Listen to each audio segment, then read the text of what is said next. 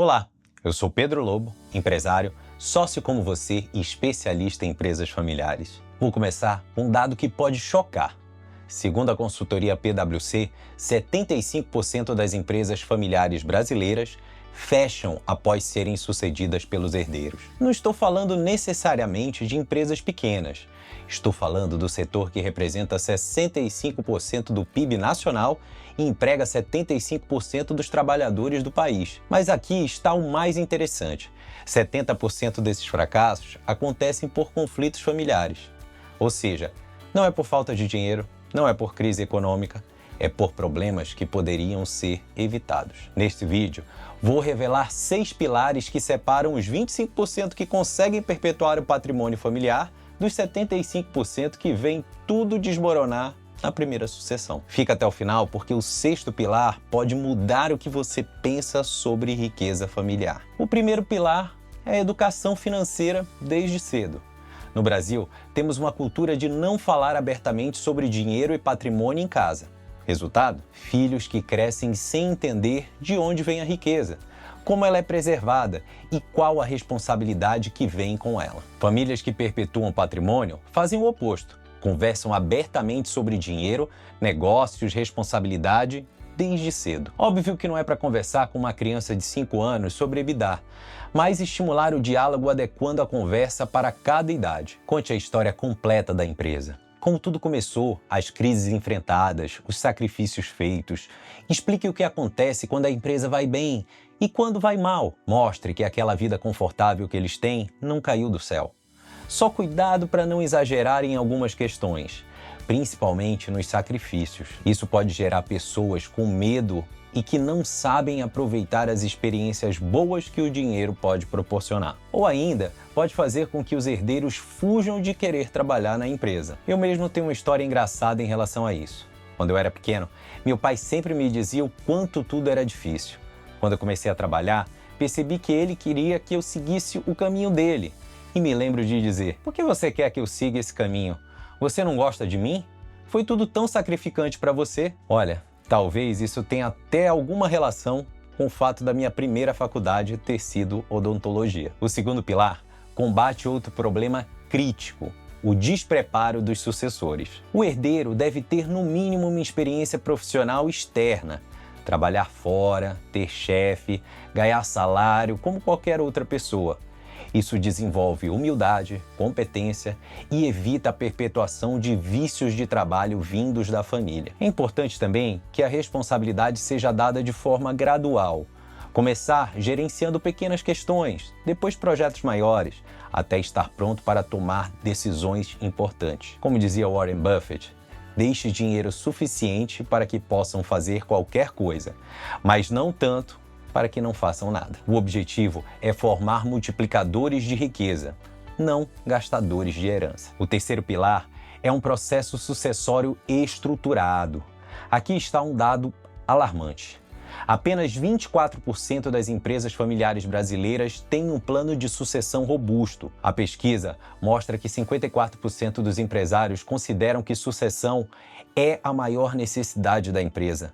Mas a maioria não age para resolver esse problema. É como saber que se tem uma doença grave e não procurar um tratamento. Um plano de sucessão estruturado define quem herdará a propriedade e quem assumirá a gestão.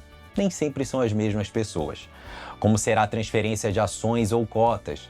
Quais critérios de mérito serão exigidos para cargos de direção? Como serão distribuídos lucros e reinvestimentos? Como funcionarão os mecanismos de resolução de conflitos? O planejamento deve começar idealmente de 5 a 10 anos antes da sucessão efetiva. Pois é, quanto mais antecipado o processo, maior a chance de sucesso. O quarto pilar ataca um problema muito comum: a centralização excessiva do fundador, que cria dependência total na empresa. Muitos fundadores têm dificuldade em delegar porque construíram tudo na unha. Eles sabem cada detalhe, cada cliente, cada processo, mas isso vira uma armadilha. Quando o fundador concentra tudo, a empresa não consegue funcionar sem ele.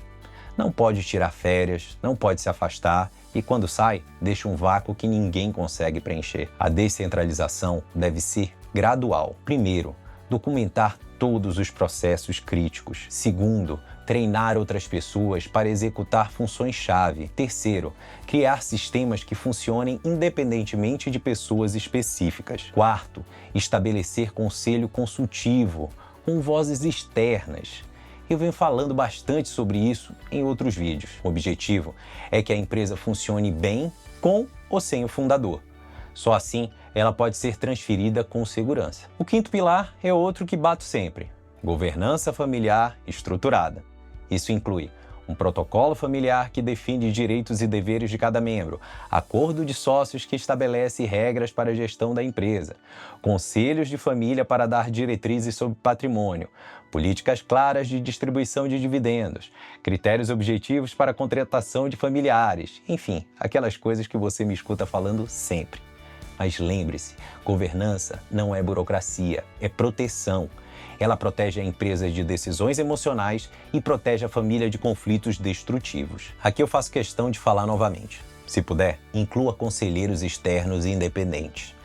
Eles trazem objetividade e quebram aquela dinâmica de almoço de domingo nas decisões empresariais. Agora, vou revelar o sexto pilar, que é o grande segredo das famílias que constroem riqueza multigeracional: diversificação patrimonial e estratégica. Por mais bem-sucedida que seja a sua empresa hoje, ela não pode ser o único pilar do patrimônio familiar para sempre. Setores mudam, tecnologias evoluem, crises acontecem. A Kodak dominou a fotografia por 100 anos e quebrou em 5.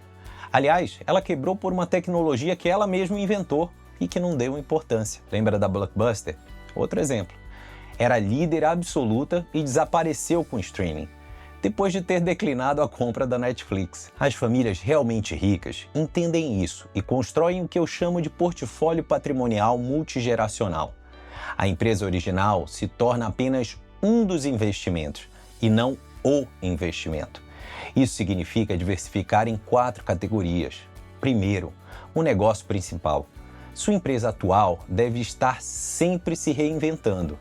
Segundo, negócios adjacentes que possam aproveitar sua expertise, ou seja, economias de escala e de escopo. O ideal é evitar a concentração em negócios que tenham correlação positiva de risco e retorno. Terceiro, investimentos financeiros descorrelacionados, imóveis, fundos, ações que não sigam o mesmo ciclo do negócio principal. Quarto, ativos de proteção. Reserve moedas fortes, ativos que protegem contra a crise. Aqui o objetivo é se defender do risco Brasil, fazendo investimentos internacionais. Mas cuidado com os impostos, principalmente os de transmissão de herança. Dependendo de como se faz o investimento, ele pode variar de 0% a quase 50%. O objetivo é que a família tenha múltiplas fontes de renda. Se a empresa passar por alguma dificuldade, o patrimônio familiar não afunda junto. Famílias como os Rockefellers, por exemplo, fizeram isso. Começaram com petróleo, diversificaram para bancos, imóveis, arte, filantropia. Hoje, 6 gerações depois, continuam entre os mais ricos do mundo. A empresa deixa de ser a vida da família e se torna um investimento da família. Isso reduz drasticamente o risco patrimonial e a pressão sobre os sucessores. Enfim, o tempo está passando. Se você tem uma empresa familiar significativa e ainda não trabalha esses pilares, cada dia perdido aumenta o risco de fazer parte da estatística negativa. Faça ativamente a sua parte para que a próxima geração conheça, valorize e multiplique o patrimônio que vocês estão construindo. Se você gostou desse conteúdo, se inscreve no canal, ative as notificações e compartilhe com outras famílias empresárias que podem gostar desse assunto. Conta nos comentários qual desses 6 pilares você acha mais urgente para implementar na sua família. Até o próximo vídeo.